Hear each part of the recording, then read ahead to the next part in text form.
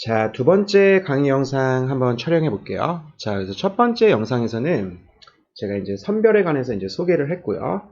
자, 그래서 선별에 관해서 우리가 이제 좀 집중적으로 이 가격 차별화 모형에 관해서 좀 이제 알아볼 건데요. 이 가격 차별화 모형을 통해 가지고 우리가 선별을 과연 어떻게 optimally 우리가 이제 진행할 수 있고 이제 거기에 관해서 알아볼 건데, 일단 두 번째 영상에서는 그 가격 차별화 모형에 관해서 제가 모형 설명을 하고, 그 다음에 first best outcome, 이제 first best랑 second best 이 두 가지 개념이 나오는데, 이 각각에 관해서 한번 알아볼게요. 자, 그래서 13.2에 관해서 이제 우리가 알아보면은, 일단 가격 차별화 모형 중에 제일 간단한 모형이에요. 그 말은 소비자가 여러 명 있는 게 아니고, 단순히 판매자 한 명이랑요, 그 다음에 소비자 한 명, 바이어 한 명, 딱 이렇게 한 명씩 있어요. 자, 일단 판매자에 관해서 얘기해 보면은, 판매자는 지금 이 바이어한테요, 구매자한테 지금 어떤 동일한 재와 Q만큼을 공급할 능력이 있어요. 그런 생산 기술을 가지고 있죠. 자, 그리고 생산 기술을 이제 비용 함수가 이제 어떻게 묘사되느냐면은, 이 생산 기술과 관련된 비용 함수는 C times Q요. 그래가지고 지금 유닛 커스트 C만큼 유닛당 지금 이렇게 비용이 들어가는 거죠.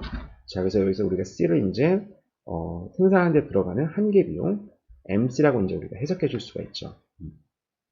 자, 그래서 constant marginal cost가 있고, 자, 그러면은 이제 이렇게 트랜잭션을 통해서 셀러가 바이어한테 Q만큼의 물건을 팔았다. 그리고 그거에 대한 대가로 T만큼을 받았으면은요, 여기서 T는 이제 바이어로부터 나오는 그 monetary transfer, 그러니까 바이어로부터 받은 그 돈을 얘기해요. 자, 그러면 이제 셀러의 profit은 이제 T-CQ가 되는 거죠. 자, 이제 셀러는 이렇게 간단하고, 이제 바이어는요. 자, 구매자의 보수는 다음과 같이 표시가 돼요. 그래서 만약 구매자가 판매자로부터 Q만큼의 그 물건을 공급받고요. 대신에 그 대가로 T만큼을 지불하면은요. 그러면 이제 바이어의 페이오프는 자, 1억 여기에 나와 있는 이 표현이 되는데요. 자, 요거를 이제 뒤에 나와 있는 T는 이제 자기가 셀러한테 지불한 그 액수가 되니까요. 그만큼 차감해 줘야겠죠. 보수로부터요. 이제 마이너스 T는 간단한데 저 앞에 거 term을 좀 생각해 보면은요. 이제 여기가 theta V of Q라고 주어져 있어요. 그러니까 Q만큼을 이제 소비를 하면은 이 바이어의 효용은 여기 나와 있는 theta times V of Q가 되거든요. 근데 여기서 나와 있는 이 theta는요. 그러니까 이거는 이제 이 소비자의 그 물건으로부터 나오는 그 효용에 관한 그 효용을 얼만큼 이제 스케일 업 해주고 다운 해주는 그 앞에 곱해준 이 파라미터는요. 둘 중에 한 가지 값을 가질 수 있어요. 그래서 낮은 값을 가질 수가 있고요. 또는 높은 값을 가질 수가 있거든요. 근데 이거는 바이어의 private information이에요. 한마디로 셀러는 정확하게 이 세타의 밸류를 알 수가 없어요. 그래서 제가 이제 앞으로 세타가 이제 세타 h면은요. 그러니까 여기서 지금 이 수학 표시는 이 수학 표시는 지금 세타가 세타 L 또는 세타 H 이 둘 중에 이제 한 가지 값을 가질 수 있다는 거거든요. 근데 여기서 이제 세타 L이 이제 세타 H에 비해서 작은 값이요. 자, 그래서 이제 바이어가 만약에 세타 H의 값을 가지고 있다. 그러면은 하이 타입 바이어라 부르고요. 그 다음에 세타 L을 가지고 있다. 그럼 로우 타입이라 부를게요. 자, 그래서 여기서 세타가 높다는 거는 기본적으로 우리가 디맨드 펑션이라고 얘기하는 거는 그 물건에 대한 어떤 한계 효용을 나타내는 거죠. 근데 여기서 이제 우리가 Q에 관해서 이걸 미분해 보면은 세타 V 프라임 of Q가 되거든요. 그러니까 이게 의미하는 거는 만약에 이제 Q만큼의 물건을 샀을 때 거기서 이제 좀 더 엑스트라 물건을 좀 더 구입하는 거죠. 거기서부터 나오는 한계 효용이죠. 그러니까 Q만큼을 구입했을 때 여기다가 이제 Q를 대입하면은요. 이 식에다가요. 그럼 이 식이 의미하는 거는 Q번째 그 재화에 대한 이 바이어의 maximum willingness to pay가 돼요. 그래서 만약 이게 100불이라고 하면은요. 10일 때 100불이다. 그러면은 10번째 재화에 대한 이 사람의 willingness to pay는요. 100불이라는 얘기죠. 한마디로 demand function과 우리가 보통 수요 함수를 해석하는 거랑 정확하게 일치해요. 자, 그래가지고 이걸 좀 더 우리가 한번 해석해 보면은 만약에 유닛당 프라이스가 P예요. 그러면은 Q만큼의 물건을 샀다. 그러면은 마이너스 PQ만큼 페이오프가 되는 거죠. 그럼 이 사람이 이제 얼만큼 구입할지, 그럼 이제 여기서 Q에 관해서 미분해 줘야겠죠. 그럼 이게 세타 V 프라임 Q는 P가 되죠. 1개 조건이요.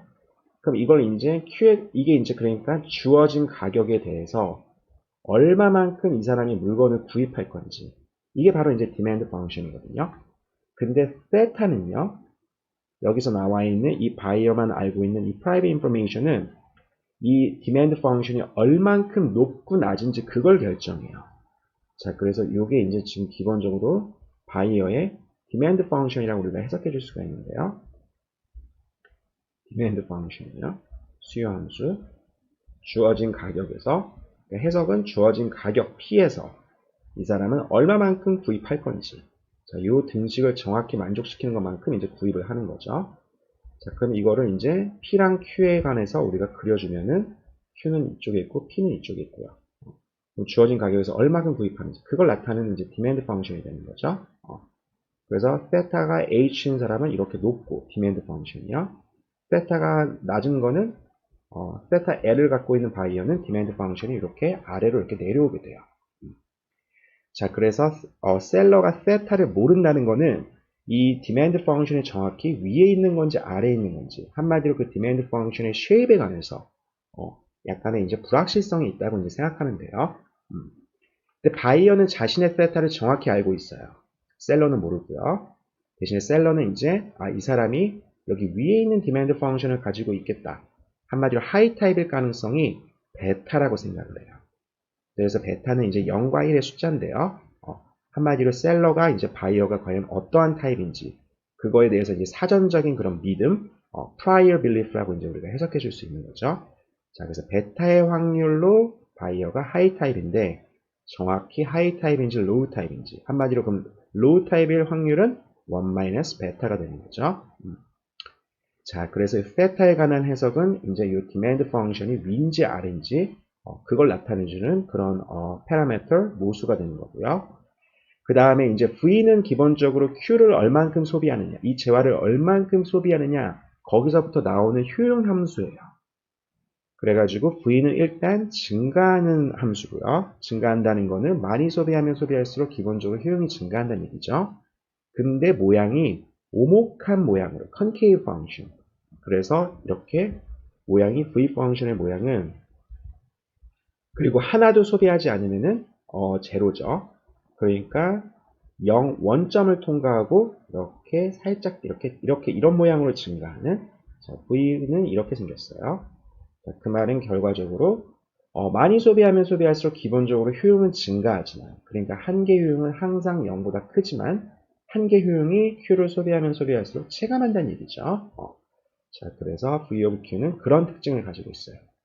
그러니까 V of Q가 컨케이브하다는 거는 V of Q가 컨케이브하다는 건요, 이런 모양으로 증가한다는 거니까 그거에 대한 도함수 V 프라임은요, 그러니까 우리 아까 디맨드 펑션이라고 그린 거 있죠. 이 디맨드 펑션이 이렇게 Q에 관해서 감소한다는 거는 V 프라임이 감소한다는 얘기죠. 그래서 아마 경제 수학 들었으면 이거 전부 다 이런 거 기억할 텐데요. 어떤 펑션이 컨케이브라는 거는 이거에 대한 두 번째 도함수, 이게 0보다 작다는 얘기고요. 결국 이게 의미하는 거는 V 프라임이 이제 감소한다는 거죠. 자, 그래서 이렇게 한계 효용이 체감한다는 뜻이요. 그래서 여기 V 프라임으로 나와 있는 이 디맨드 펑션, 여기 나와 있는 이 디맨드 펑션 있죠. 이 디맨드 펑션의 V 프라임이 지금 Q에 관해서 감소하기 때문에 이걸 그려주면 이렇게 Q에 관해서 이렇게 감소하는 이런 디맨드 펑션이 나온다는 거예요. 자, 그래서 바이어가 지금 여기서는 informed player가 되는 거죠. 바이어는 자신의 사적인 정보가 있는 사람이에요. 그래서 바이어는 informed player가 되고, 셀러는 이제 아무런 정보가 없는 uninformed player가 되는 거죠. 자, 그래서 일단 이 두 명의 거래에 관해서 이제 우리가 알아볼 건데, 자, 거래는 다음과 같이 이제 진행이 돼요. 제일 처음에 nature가요, 일단 바이어의 타입을 결정을 해요. 그리고 나서 제일 먼저 움직이는 사람이 셀러예요. 한마디로 정보가 없는 사람이 먼저 움직여요. 그래가지고 이게 바로 선별 모형이 되는데요. 정보가 있는 사람보다 정보가 없는 사람이 먼저 움직이면서 정보 있는 사람의 타입을 나누려고 하는, 자, 이제 선별 모형이 되는데, 자, 일단 셀러가 어떻게 움직이냐면은 컨트랙을 하나 제시해요. 자, 우리가 이전 동영상에서 컨트랙에 관해서 이제 정확히 얘기를 했는데요. 컨트랙은 기본적으로 둘 간의 약속이죠. 근데 구두적인 약속이 아니고 그냥 우리 이렇게 하자 이게 아니고 어떤 종이에다가 서로 간에 사인이 들어가 있어가지고 어떤 법적인 실행력을 갖는, 한마디로 legally enforced 되는 거예요. 자, 그래서 우리가 이렇게 행동하기로 하자, 거기에 대한 합의죠. agreement요. 근데 지금 여기서는 우리 모형이 지금 묘사하고 있는 거는 바이어랑 셀러 간의 이제 트랜잭션이거든요. 이 맥락에서 컨트랙이라고 얘기하는 거는 뭘 묘사해야 되냐면요. 셀러가 정확히 바이어한테 얼마만큼의 물건을 공급할 건지, 그 대가로, 그러니까 Q가 일단 먼저 specify 돼야 되는 거죠. 컨트랙이에요. 그 다음에 그 대가로 바이어가 셀러한테 얼마만큼 줄 건지, 이 Q랑 T가 정확하게 종이에 쓰여진 다음에 거기에 이제 바이어랑 셀러랑 둘 다 사인이 들어가는 게 이제 컨트랙이죠. 그러면은 여기 나와 있는 Q랑 그 다음에 여기 나와 있는 T, 그래서 셀러는 무조건 컨트랙에 제시된 이 Q만큼 물건을 공급해야 돼요. 안 그러면 이제 법정에서 문제가 될 수 있는 거죠. 똑같이 바이어는 약속을 했으면은 Q만큼의 만약에 물건이 공급됐다. 그 경우에는 T만큼의 그 돈을 셀러한테 지불을 해야 되는 거죠. 그렇지 않으면 또 역시 법정에서 문제가 생길 수 있는 거예요. 자, 그래서 이렇게 컨트랙을 먼저 셀러가 이렇게 디자인한 다음에 얼마만큼 물건을 공급하고 얼마만큼을 받을 건지 이거를 작성한 다음에 바이어한테 제안해요. 이거 accept 할 건지. 그럼 바이어는 그 컨트랙을 본 다음에 이걸 accept 할 건지 아니면 refuse 할 건지 거절할 건지 그걸 결정해요. 만약에 바이어가 여기서 거절을 하면은요, 그러니까 한마디로 둘 간의 그럼 트랜잭션이 이제 안 되겠죠. 교환이 안 돼요. 그럴 경우에 페이오프는 우리가 이제 reservation payoff라고 얘기하는데요. 그러니까 유보 보수라고 이제 해석할 수가 있겠죠. 자, 이 reservation payoff는 둘 다 그냥 제로라고 할게요. 그러니까 거래가 되지 않았을 경우에는 셀러 바이어 둘 다 0만큼의 페이오프를 받는다고요. 그리고 만약에 바이어가 이거를 accept 했을 경우에, 컨트랙을 accept 했을 경우에는 컨트랙이 약속한 대로 실행이 돼요. 그래서 셀러는 Q만큼 계약서에 적혀있는 Q만큼 물건을 생산해서 공급하고 바이어는 그걸 받은 다음에 T만큼을 이제 셀러한테 지불하는 거죠. 제일 마지막에요. 자, 모형은 다 여기 나와 있는 요거예요. 자, 우리가 요거를 좀 더 잘 이해하기 위해서 이 상황을요, 전개형 게임으로 한번 먼저 묘사해 볼게요. 자, 그래서 제일 먼저 움직이는 사람이 이 게임에서는요, 네이처거든요. 네이처가 먼저 바이어의 타입을 결정해요. 바이어의 타입은 하이 타입일 수도 있고요. 베타의 확률로. 그 다음에 로우 타입일 수가 있거든요. 1 베타의 확률로요. 자, 근데 이거를 이제 처음에 이제 네이처가 움직인 다음에 그 다음에 이제 셀러가 움직이는 거죠. 근데 여기서 중요한 거는 셀러는 이 네이처의 움직임을 볼 수가 없다는 거. 그래서 우리가 이 두 가지 노드를 이렇게 점선으로 연결해야 되죠. 이거는 한마디로 셀러가 네이처의 움직임을 볼 수 없다는 거, 즉 바이어의 정확한 타입을 알 수 없다는 거예요. 자, 그리고 나서 이제 계약을 제시하는데요. 여기서 우리가 보통 이제 어떤 그 플레이어의 움직임을 표시하기 위해서는 이렇게 가지를 친 다음에 여기다가 전략을 이렇게 적어주죠. A인지 B인지요. 근데 이거는 전략의 개수가 유한할 때, 2개, 3개, 4개 이렇게 유한할 때 이렇게 적어줄 수 있는 거지. 컨트랙이라는 건 기본적으로 여기서 Q랑 T는요, 어떠한 값도 가질 수가 있어요. 그쵸? 2개를 공급할 수도 있고, 이게 만약에 물건이 이렇게 나눠지는 경우 같은 경우는요, 2.5개, 2.7개, 3개, 10개, 100만 개. 어떤 숫자는 다 되는 거죠. 지불하는 액수도 마찬가지고요. 그러니까 한마디로 선택할 수 있는 전략이 무한계예요. 이렇게 무한계일 경우에는 우리가 이렇게 두 가지 브랜치를 그어준 다음에 이거를 이렇게 호로 이렇게 부채꼴 모양으로 이렇게 여기서 이제 arch를 하나 더 그려줘가지고 이렇게 연결시켜줘요. 자, 이거는 결국에 의미가 뭐냐면은 셀러가 여기서 이 부채꼴 아래에 있는 모든 액션을 하나 선택할 수 있다는 거예요. 그래서 선택된 액션을 이렇게 화살표로 이렇게 이제 표시해줘요. 이런 식으로요. 여기서 이 화살표가 의미하는 거는 한 가지 컨트랙을 이제 골랐다는 거죠. Q, T를요. 이런 식으로요. 자, 그래서 셀러가 이렇게 먼저 계약을 바이어한테 제시한 다음에요. 그 다음에 바이어는요. 자, 두 번째 플레이어인 바이어죠. 바이어는 이 주어진 계약을 accept 할 건지 아니면 reject 할 건지 그걸 결정해요. 이렇게 되는 거죠. 근데 reject 했을 때 payoff는 둘 다 제로. 그리고 만약에 계약을 받아들였을 때는요. 그러면 이제 셀러는 payoff가 t 마이너스 받은 액수에다가 생산비용 CQ를 빼준 거죠. 그 다음에 지금 왼쪽 상황은 지금 바이어가 하이 타입인 거니까요. 제가 중요한 사실 하나 까먹었는데 바이어의 이 두 가지 노드는 점선으로 연결해 줄 필요가 없죠. 점선으로 연결해 주면 안 되는 거죠. 그 말은 바이어는 네이처의 움직임을 볼 수 있다는 거. 다시 얘기하면은 바이어는 자신의 타입을 정확히 알고 있다는 거. 그걸 의미하는 거죠. 자, 그래서 여기서 바이어는 왼쪽은 하이 타입이니까 하이 타입의 Q로부터 나오는 utility, 그 다음에 얼마만큼 지불했는지 T를 빼준 거죠. 그리고 오른쪽에서는 이제 똑같고요. 단순히 우리가 이 파라미터 theta를 이제 theta L로 바꿔주면 되는 거죠. 오른쪽은 low 타입을 지금 묘사하고 있으니까요. 왼쪽은 high 타입. 자, 그래서 전개형 게임으로 그리면 이렇게 돼요. 네이처가 먼저 타입을 결정하고 셀러는 그걸 보지 못한 상태에서 계약을 제안하고 그 다음에 제안된 계약을 이제 바이어가 accept 할 건지 reject 할 건지 이제 accept 할 경우에는 거래가 이루어지는 거죠.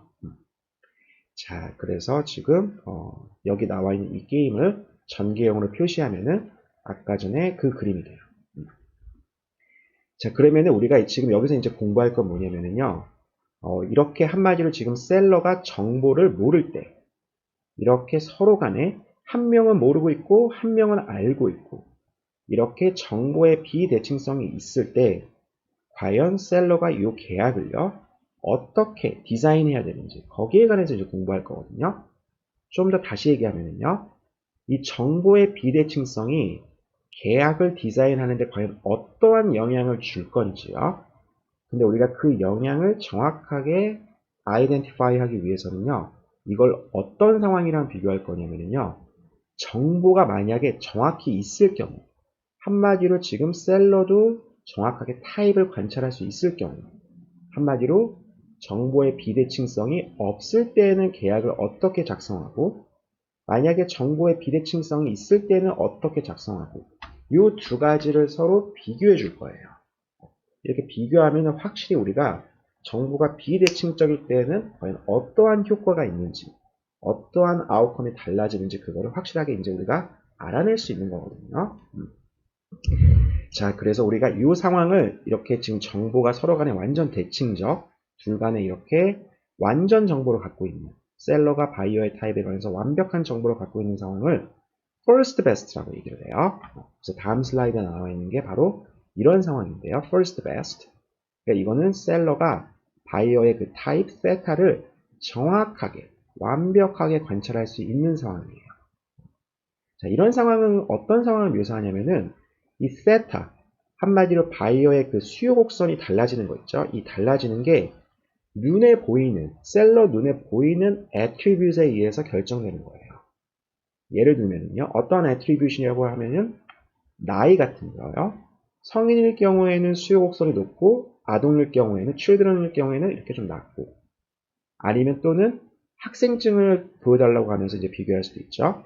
성인 일반 성인 그 다음에 학생 그리고 만약에 이게 관찰 가능하다면요. 이 사람이 어떤 기계, 어떤 스마트폰에 관해서 새로운 기계에 대해서 early adopter인지 아니면은 일찍 받아들이지 않는 레걸든지요. 이렇게 눈에 보이는 그런 그런 애트리뷰트에 관해서 베타가 관찰 가능할 경우, 이럴 때는 이제 우리가 바이어랑 셀러 간에 정확하게 정보가 동일한, 정보의 비대칭성이 존재하지 않는 그런 상황이라고 생각해 줄 수가 있죠. 자, 이럴 경우에는 이제 어떤 상황이냐면요. 아까 그림으로 돌아가면요. 이렇게 셀러가 이렇게 두 가지 너드를 갖고 있는 거예요. 이게 점선으로 연결되지 않는, 한마디로 여기에 있는 정보라. 이때는 셀러가 어떤 정보를 갖고 있냐면 바이어가 얘는 하이 타입이구나, 이런 정보를 갖고 있고요. 오른쪽에 있는 이 너드는 셀러가 이제 얘는 로우 타입이겠구나, 서로 확실히 분간이 가능한 경우죠. 자, 그럴 경우에는 한마디로 셀러가 뭘 할 수 있냐면은 하이 타입을 만났을 때 주는 계약을 QH, TH라고 하고요.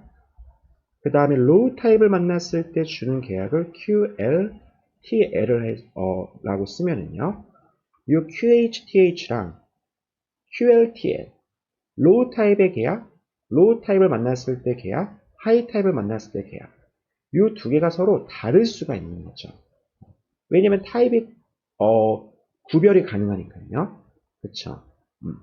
그러니까 한마디로 이렇게 타입 디펜던트, 타입에 따라서 달라지는 이런 계약을 디자인할 수가 있어요. 왜냐면은 구별이 가능하니까요. 자, 그래서 지금 만약에 하이 타입인 경우에는 이렇게 QHTH를 제시한다고 하면요. 그러면은 이제 보수가 TH-CQH가 되는 거죠. 각각의 Q랑 T에 관해서 우리가 이렇게 첨자, 아래 첨자 이렇게 붙여줄 수 있어요. 그 다음에 오른쪽에는 아래 첨자 L을 써줄 수가 있는 거죠. 이런 식으로요. 자, 그러니까 우리가 슬라이드로 돌아가면은, 자, 이 경우에는 셀러가 이렇게 타입 디펜던트한 컨트랙을 디자인한 다음에 이걸 이제 제시해 줄 수 있어요. 그래서 로우 타입을 만났을 경우에는 QLTL, 그 다음에 하이 타입을 만났을 경우에는 QHTH, 이렇게 서로 다른 계약을 이제 이렇게 제한할 수 있다는 거죠. 그 타입별로.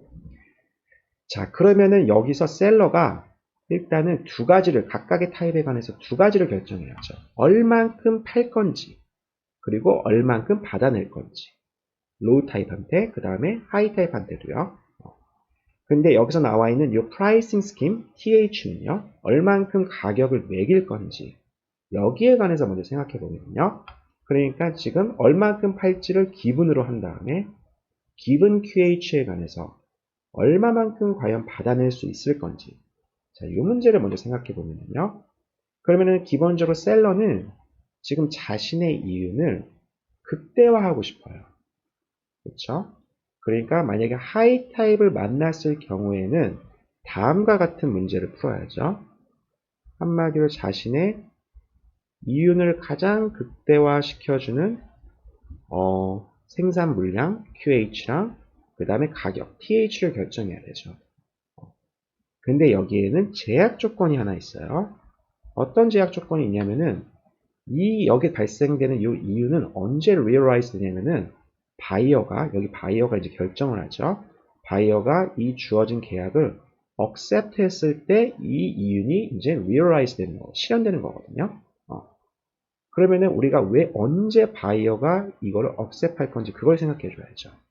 바이어는 언제 accept 하냐면은 자신도 계약에 사인할 때 얻는 페이오프가 그렇지 않을 때 페이오프 0보다는 클 때, 그때 이제 이 계약서에 사인을 하겠죠. 그래서 들어가는 제약 조건이 어떻게 되냐면은 베타 H V QH-TH가 0보다 같거나 커야 돼요. 자, 그러니까 이 제약 조건 하에서 우리가 이 이윤을 극대화시켜야죠. 근데 이거는 뭐 당연히 라그란지안 이용해서 문제를 풀 수도 있지만 여기서 우리가 잠깐만 짱구를 굴려보면은 여기 나와 있는 이 부등식이 반드시 이퀄로 성립한다는 거 알 수 있어요. 그건 왜냐면요. 지금 셀러는 기본적으로 자신의 이윤을 극대화하려고 하거든요. 그러니까 여기 TH를 가장 크게 만들어주겠죠. 가능한 가장 크게요. 근데 만약에 여기 부등호가 지금 이렇게 0보다 확실히 크면은요. 그럼 이건 한마디로 바이오한테 어느 정도 소비자 잉여를 남겨뒀다는 거예요. 그렇죠? TH를 그만큼 덜 빼줬다는 거니까요. 그럼 더 빼줄 수 있는 거죠. 그러면서 이윤을 더 증가시킬 수 있는 거죠. 우리가 마치 소비자 이론에서 예산 제약이 항상 등호로 성립하는 것처럼 여기서 이 문제도 이 TH를 더 크게 만들어 주려고 하는 욕심 때문에요. 셀러의 그런 욕심 때문에. 한마디로 소비자 잉여를 최소화시키려고 자기가 모든 게 다 생산자 잉여로 다 가져가려고 하는 거죠. 그런 욕심 때문에 이 constraint가 이렇게 바인딩하게 돼요. 등식으로 성립한다고요. 그러면 우리가 여기서 이제 TH는 뭔지 이제 알 수가 있는 거죠. 얼만큼 가격을 받아내야 되려면은 자, 이만큼 받아내야 되는 거죠. 이만큼요. 자, 여기 로우 타입도 마찬가지예요. 로우 타입도 기본적으로 셀러가 풀어야 되는 문제는요. 풀어야 되는 문제는 자, max TL minus CQL. 여기서 이제 QL과 TL을 결정해야죠. 로우 타입한테는 얼만큼 팔고 얼마나 받아낼 건지요. 근데 제약 조건이 뭐냐면은 여기 발생되는 이 이유는 바이어가 여기서 이제 이걸 accept 해야지만 이 이윤이 이제 realize 되는 거죠.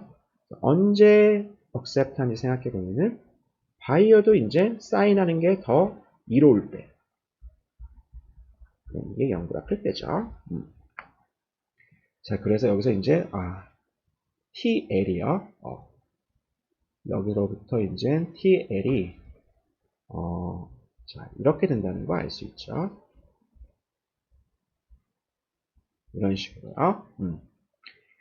자, 그래서 이제 하이 타입한테는 지금 주어진 물량 QH에 관해서 얼만큼 받아낼 건지, 로우 타입한테 주어진 물량 QL에 관해서 얼만큼 받아낼 건지, 자, TH랑 TL이 이제 나온 거죠. 자, 그래서 돌아가서요. 자, optimal pricing strategy는 아까 적어준 거. 자, 그래서 TH는 theta H V of QH요. 그 다음에 TL은 theta L V of QL이요. 자, 이렇게 적어주고, 그러면 우리가 셀러의 엑스한테 프로핏, 한마디로 기대 이윤을 우리가 다시 적어줄 수 있어요. 원래는요, 베타의 확률로 하이 타입을 만나니까요. 하이 타입을 만났을 때 셀러의 이윤은 여기 나와 있는 이 표현이 되죠. 그 다음에 기대 이윤을 적어주려면은 다른 상황은 1 베타, 이때는 로우 타입을 만나는데요. 그때 발생되는 기대 이윤은 자, 이만큼이 되죠. 근데 우리가 TH는 여기 나와 있고 TL 여기 나와 있죠. 이걸 이제 여기다 대입해 줄 수 있는 거죠. 그래서 베타 베타 H V of QH요. 마이너스 CQH. 그 다음에 TL은요. 베타 L V of QL 마이너스 CQL이요. 자, 이렇게 이제 기대이윤을 정리해 준 다음에 그 다음에 이제 우리가 그래서 한 건 뭐냐면은 원래는 이렇게 네 가지 변수를 다 우리가 정의를 해줘야 돼요. 셀러의 이윤을 극대화시키는 THQH, 그 다음에 TLQL 이거 다 정리해줘야 되죠. 그런데 TH를 이제 우리가 QH에 관한 함수로 바꾸니까 그 TL도 QL에 관한 함수로 바꿨죠.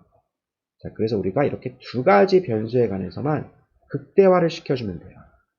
그러니까 셀러의 기대 이윤을 극대화시켜주는 한마디로 타입이 이렇게 관찰 가능할 때 자, 이 optimal strategy는 어떻게 계산되냐면은 얼만큼 물건을 팔 건지요.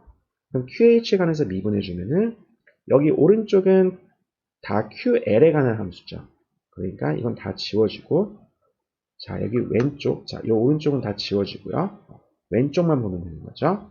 그래서 이거를 QH에 관해서 미분해주면은 theta H V 프라임 마이너스 C는 제로가 되고요.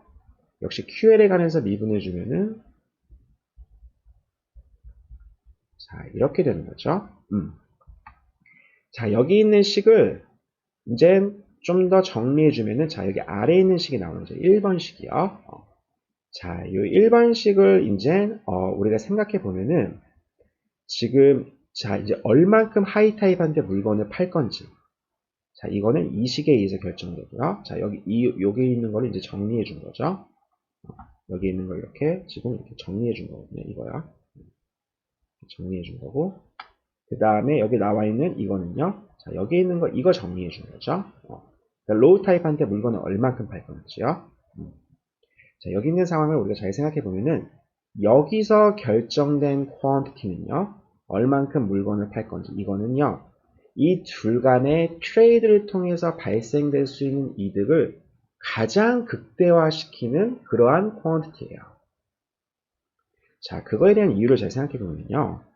지금 아까 전에 얘기한 것처럼 이게 의미하는 건 뭐냐면은 하이 타입의 디맨드 펑션이에요. 자, 여기서 하이 타입의 디맨드 펑션을 여기다 그림으로 그려주면요. 그림으로 하이 타입의 디맨드 펑션을 우리가 이렇게 그려주면요. 자, 이게 지금 의미하는 게 theta h v 프라임 q거든요. 하이 타입의 디맨드 펑션이요. 자, 어디서 QHF가 결정되느냐. 하이 타입한테 얼만큼 물건을 팔 건지요. 이게 C랑 만나는 점이요. 자, C랑 만나는 점이요. 그러니까 여기서 결정이 된다는 거죠. QHF는요. 자, 이게 결국 의미하는 게 뭐냐면은, 왜 아마 이런 거 미시경제학에서 본 적이 있을 거예요. 디맨드 펑션과 완전 경쟁 시장에서 마지널 커스트랑 딱 만나는 점. 이 점만큼 생산을 할 때, 한마디로 사회에서 발생될 수 있는 그 사회적 잉여가 극대화되는 거죠. 만약에 여기서 생산을 멈추게 되면요. 지금 여기서 Q0만큼 만약 생산을 하면요. Q0만큼 생산하면은 이때는 소비자는 더 원하는데요. 그리고 생산 기술이 있어요. 생산에 들어가는 한계 비용보다 소비자들이 그만큼 더 원해요. 그럴 경우에 물건이 좀 더 사회적으로 봤을 때는 좀 더 생산돼야죠. 그래야지 사회적 잉여가 한마디로 사회에서 발생되는 그 웰페어가 더 증가되니까요. 그러니까 이 하이 타입에 관해서는 지금 그게 가장 극대화되는 요 사회적 잉여가 제일 극대화되는 데까지 생산이 된다는 거 알 수 있죠. 마찬가지로 로우 타입도요. 로우 타입의 디맨드랑 마지널 커스트랑 정확히 일치하는 점까지 생산이 들어가요. 자, 그러니까 지금 이거는 요 발생되는 요 사회적 잉여를요. 일단 최대화 시켜 놓은 다음에요. 생산량을 그렇게 정해놓은 거죠. 그리고 나서 이 녹색 사회적 잉여를 전부 다 프로듀서가 가져가는, 그래서 이게 전부 다 생산자 잉여를 캡처되는 상황이에요. 이게 전부 다 생산자 잉여를 반영하고 있죠. 한마디로 다시 정리하면은 원래 트랜잭션으로 발생되는 그 잉여는요, 그 개인은 소비자 잉여, 그 다음에 생산자 잉여, 이거 두 개를 더한 거예요. 그런데 지금 이 상황에서는 소비자 잉여가 전혀 없는 거죠. 왜냐하면은 아까 그림으로 돌아가서요. 얼만큼 받아낼 거냐면은 정확히 하이 타입이 낼 수 있는 최대한의 액수. 그래서 소비자의 잉여를 전혀 남겨놓지가 않거든요. 로우 타입한테도 역시 소비자 잉여를 전혀 남겨놓지 않죠. 그래서 소비자 잉여가 전혀 없어요. 그 말은 모든 잉여를 다 그 생산자가 가져가게 되고요. 그리고 생산자는 그럼 그 잉여, 남은 잉여 자신의 그 생산자 잉여를 가장 극대화시키는 그러한 퀀티티를 선택하게 되니까요. 그래가지고 이제 gain from trade, gain from transaction이 가장 극대화되니까 한마디로 효율성을 만족하게 돼요. 자, 그렇게 되고요. 우리가 이제 1번식과 1번식 여기서 이제 QHF랑 QLF를 비교해 보면은 지금 아까 얘기한 것처럼 지금 여기서 디맨드 펑션이 그러니까 이걸 두 개를 비교해 보면요. V 프라임은 아까 전에 얘기한 것처럼 이렇게 감소하죠. 왜냐면은 V 펑션이 컨케이브 하니까요. 그래서 이거를 그냥 V 펑션과 C over theta H랑 비교해 보면은 지금 C over theta H는 여기 있다고 하면요. 이거랑 딱 만나는 점 여기까지 생산량이 이렇게 결정되는 거죠. 하이 타입 경우에는요. 근데 로우 타입은 지금 어디서 결정되냐면 여기서 결정되는 거죠. 왜냐면은 C over theta L은 같은 C를요. 좀 더 작은 숫자로 나눠준 거기 때문에 더 위에 있어요. C over theta H보다요. theta H는 더 큰 값이거든요. 그러니까 이 분홍색이 좀 더 아래에 있는 거죠. 그래가지고 만나는 점이 이제 여기 있는 거죠. QLF요. 한마디로 부등호 방향이 하이 타입한테 좀 더 많이 팔아야 돼요. 이건 좀 너무나 당연하죠. 왜냐하면은 하이 타입인 건 기본적으로 그만큼 낼 용의가 많은 사람들이거든요. 낼 용의가 많은 사람들한테 물건을 좀 더 많이 팔아야지 그만큼 프로핏을 많이 챙기겠죠. 로우 타입은 기본적으로 물건을 많이 팔아봤자 남는 잉여가 별로 없어요. 왜냐? willingness to pay가 작은 사람들이니까요. 그러니까 willingness to pay가 높은 사람들한테 물건을 많이 파는 게 당연히 그 이윤을 극대화시키는 방법이죠. 자, 그래서 이렇게 QHF랑 QLF를 구해준 다음에 그 다음에 이제 QHF랑 QLF를 구해주면은 얼마만큼 받아낼 건지 이 트랜스퍼가 아까 여기서 이제 아까 이렇게 결정이 됐죠. 근데 이게 이제 얼마인지 알아냈으니까요. 그럼 이제 각각에 대해서 얼마만큼 받아낼 건지 그것도 이제 결정이 되는 거죠. 자, 그래서 first best contract은 이 두 가지 식으로 1번식과 여기 아래 나와 있는 2번식 1번식에서는 각각의 타입한테 얼마큼 팔 건지가 결정되고요. 그 다음에 2번식에서는 각각의 타입으로부터 얼만큼 받아낼 건지 그 돈이 결정되는 거죠. 그래서 이렇게 1번과 2번식에서 결정이 돼요. 자, 이그샘플 통해서 한번 구체적인 이그샘플을 통해 가지고요. 우리가 이 first best contract 어떻게 구하는지 한번 알아볼게요. 자, 지금 여기서 low 타입의 그 파라미터 theta L은 4로 주어져 있고요. high 타입은 8. 그 다음에 unit cost는 2요. 그 다음에 바이어의 밸류에이션을 나타내는 V of Q는 요 Q의 제곱근 이렇게 나와 있어요. 자, 그러면은 자, 이거 새로운 노트에다가 한번 핀 다음에 자, 여기서 이제 문제를 풀어보면은요. 지금 일단 하이 타입한테는 과연 얼마만큼 받아낼 건지요. 아까 전에 theta H, V of QH였죠. 그러니까 여기서 이 example에서는 8 곱하기 square root of QH가 되는 거죠. 그 다음에 low 타입한테는 얼만큼 받아낼 건지 theta L, V of QL이 되죠. 그러니까 이 example에서는 4 곱하기 square root of QL이에요. 자, 그러면은 아까 전에 써준 기대 이윤이요. 파이는 베라 곱하기 자, 8 곱하기 이만큼 받아낼 수 있고 결국에 얼마만큼 물건을 이제 생산 비용을 빼야죠. QH만큼 생산하는 데 들어가는 비용은 아까 C가 2였거든요. 2 곱하기 QH요. 그 다음에 1 마이너스 베타 4 곱하기 스퀘어 루트 QL이요. 자, 그리고 거기다 생산 비용. 자, 이제 이거를 극대화시키는 QH랑 QL을 구해줘야죠. 자, 그래서 파이를 QH에 관해서 미분해 주면은 4, 그 다음에 square root of QH는 마이너스 2는 제로. 자, 그래서 이걸 QH 관해서 풀어주면은 QH는 4가 되는 거 알 수 있어요. 이 등식을 만족시키려면은 이 아래가 4가 돼야죠. 제곱근 4가 돼야죠. 그 다음에 QL에 관해서 미분해 준 다음에 0으로 놔주면요. 자, 이렇게 되니까요. QL은 로우 타입한테는 물건을 딱 하나만 파는 거죠. 자, 그래서 지금 여기서 이게 주어졌으니까 이걸 여기다 이제 여기 나와 있는 이 트랜스퍼에다가 대입하면은요. 얼마 받아내는 것까지 이제 우리가 계산해 줄 수 있죠. 자, 그래서 대입하면은 THF는 하이 타입한테는 이제 4를 대입해 줘야죠. 그래서 16. 그 다음에 로우 타입한테는 1만큼요. 4만큼이요. 4 곱하기 1이니까 4죠. 자, 그래서 요 네 가지가 이제 first best에서 그 한마디로 정보가 완벽하게 관찰 가능할 경우, 정보의 비대칭성이 없을 경우요. 이 경우에 제일 좋은 계약이 돼요. 셀러의 이윤, 제일 좋다는 건 셀러의 이윤을 극대화시키는 계약이죠. 자, 그래서 정리해주면은 first best contract는요. 지금 QHF랑 하이 타입을 만났을 경우에는 어떤 계약을 제시하냐면은 물건을 4개 팔고 그 다음에 가격을 16만큼 받아내는 거죠. 그 다음에 로우 타입 같은 경우에는 이제 어떠한 로우 타입을 만났다 그러면은 하나 팔고 4만큼 받아내는 이 계약을 제시하는 거죠. 여기 이제 first best contract이 돼요.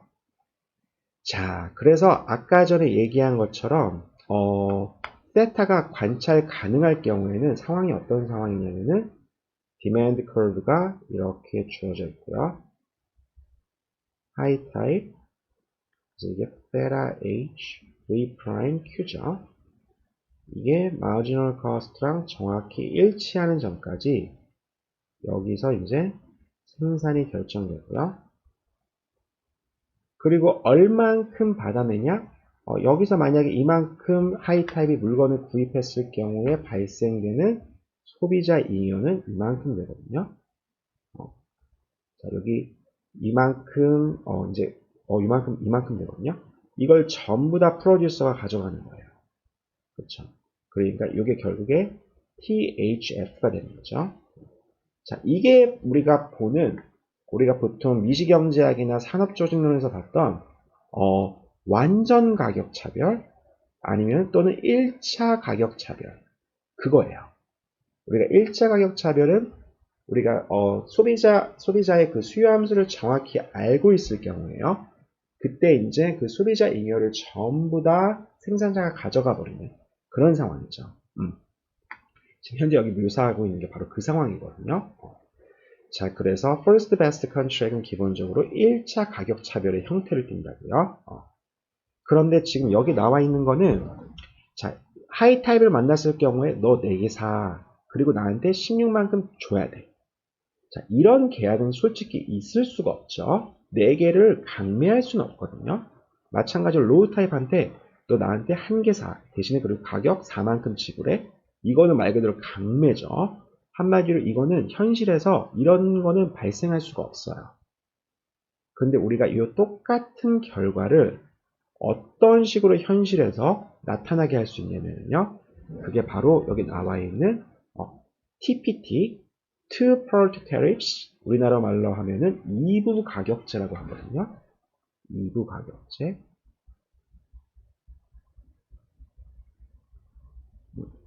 이 2부 가격제에 의해서 여기 나와 있는 이 결과요. 아까 얘기하는 4,16 하이 타입한테는요. 로우 타입한테는 1,4. 이 결과가 정확하게 임플리먼트 될 수 있어요. 자, 이 2부 가격제는 어떻게 구성되어 있냐면은 일단 소비자가 이 생산자랑 서로 거래를 하기 위해서 내야 되는 선수금 또는 멤버십비라고도 얘기하거든요. 이 멤버십비과 fee랑 그 다음에 이 선수금을 지불했을 경우 그 다음에 살 수 있는 권리 이 두 가지로 구분되어 있어요. 그래서 2부 가격제거든요. 두 가지 부분으로 구성된 가격제라는 거예요. 자, 일단은 이 2부 가격제에 의해서 어떻게 first best contract이 실현될 수 있는지 그걸 생각해 보면은 일단 강매를 할 수는 없으니까 이 하이 타입이 자기가 스스로 QHF만큼 생산하게끔 소비하게끔 만들어야 돼요. 이걸 자기가 스스로 선택하게끔요. 그러면은 가격을 어떤 식으로 결정하냐면은 셀러가요. C만큼 만약에 주어진 유닛 커스트가 C다 그러면은 바이어가 E라는 가격에 정확히 유닛 커스트랑 같은 E라는 가격에 물건을 살 수 있게끔 내버려 둬요. 그런데 언제 이렇게 내버려 두냐면은 이 사람이 선수금을 지불했을 경우. 그러니까 여기서 선수금은 여기 나와 있는 이 노란색 면적이 되겠죠. 이 소비자 이만큼 어차피 이제 소비자가 살 거라고 예상을 한 다음에 그거로부터 발생되는 모든 소비자 잉여를 선수금으로 착취하는 거예요. 그리고 나서 그거를 지불했을 경우에 이제 바이어한테 이만큼 물건을 살 수 있는 권리를 준다는 거죠. 유닛 커스트랑 정확하게 동일한 그 가격에 물건을 살 수 있는 그 권리를 주는 거예요. 이게 바로 2부 가격제거든요. 그러니까 지금 여기서 만약에요. 가격이 지금 2로 주어져 있을 경우에요. price가 2로 주어져 있을 경우에 하이 타입이요. 얼마만큼 물건을 사는지 생각해 보면은 하이 타입의 그 보수는 8 곱하기 square root of q 마이너스 지금 가격이 2죠. 자, 이 문제를 풀어야 되거든요, 이제. 그러면은 이제 여기서 max를 취해주면은요, q에 관해서요. 그럼 하이 타입은 지금 가격이 2로 주어져 있다. 그러면 자기는 스스로 얼만큼 물건을 사냐면은 4에다가 square root of q는 2랑 같아야죠. q에 관해서 미분해 준다면 0으로 놓는 거예요. 그러면은 q는 여기서 이제 하이 타입 같은 경우는 얼만큼 물건 사냐면 4개만큼 물건 사거든요. 자, 여기서 4랑 이 4랑 똑같죠. 그리고 나서 얼마만큼의 자신의 이제 잉여를 가져가냐면요. 4를 대입해 주면은 이거 4개를 소비함으로써 발생되는 잉여는 8에다가 2 곱해주고 마이너스 2 곱하기 4 그러니까 16에다가 8 빼준 거 8이요. 8만큼의 소비자 잉여가 들어가죠. 그렇죠? 자, 여기 8에다가 그 다음에 2 곱하기 4 한마디로 지금 유닛 프라이스가 2거든요. 4개 구입했죠. 여기서 발생된 거 8. 그렇죠? 그러니까 소비자 잉여 8은 선수금으로 가져가고 그리고 나서 4개 이제 구입해서 이만큼 각각 이만큼 지불한 8은 또 이제 추가적으로 지불한 거니까 이거 2개 더한 거 총 16. 그래서 이게 정확하게 결과가 이 2부 가격제에서 이렇게 임플리먼트 되는 거예요. 로우 타입 같은 경우에는요. 지금 로우 타입 같은 경우는 어떤 문제를 풀어야 되냐면은 만약에 가격이 2로 주어졌을 경우에요. 베타가 4니까요. 자, 요거 Q에 관해서 이제 극대화시키는 거거든요. 이거 미분해주고 0으로 놓으면은 Q가 1이라는 거, 로우 타입은 하나 정확하게 구입할 거라는 거, 이거 알 수 있어요. 그래서 하나를 구입하면 발생되는 잉여는요, 소비자 잉여는 4-2가 되니까요, 2가 되죠. 자, 요 이만큼은 선수금으로 셀러가 가져가요. 이만큼 지불하면은 유닛 프라이스 2에서 자, P는 이만큼 요 가격으로 물건을 사게끔 내버려 두는 거예요. 그러한 멤버십을 준다는 거죠. 자, 그러면은 이제 그러면은 로우 타입은 알아서 한 개를 살 거고, 그래서 총 지불하는 가격은 선수금 2에다가 그 다음에 한 개 구입한 거에 나오는 비용 2, 2개 더한 거 4. 그래서 결과가 정확하게 2부 가격제에서 이렇게 임플리멘트 된다는 거예요. 자, 그래서 지금 이렇게 first best를 통해서 셀러가 발생할 수 있는 총 이유는 어떻게 되냐면요. 지금 여기다가 이제 대입하면 되죠. 기대 이윤에다가 하이 타입 같은 경우에는 받아낼 수 있는 돈이 16 그리고 4개 파니까요. 각각의 유닛 커스트 2 곱해주고 그 다음에 1 베타에다가 로우 타입한테는 총 4만큼 받아낼 수 있죠. 거기다가 하나 파니까요. 거기에 들어가는 생산 비용 2 빼준 거요. 그럼 이거 정리해주면은 2 플러스 6 베타가 나와요. 당연히 하이 타입의 그 포션, 베타가 증가하면 증가할수록 이윤은 증가하겠죠. 자, 그래서 이게 한마디로 정보가 완전할 때 셀러가 가져갈 수 있는 최대한의 이윤. 한마디로 지금 이 셀러랑 바이어 간에 거래를 했을 때 셀러가 가져갈 수 있는 최대 이윤이 바로 이 2 플러스 6 베타가 나타내는 그 숫자죠. 자, 그래서 두 번째 영상 여기까지요. 모형과 그 다음에 first best 요거 설명한 거요. 자, 여기까지 하고 세 번째 영상 한번 촬영해 볼게요.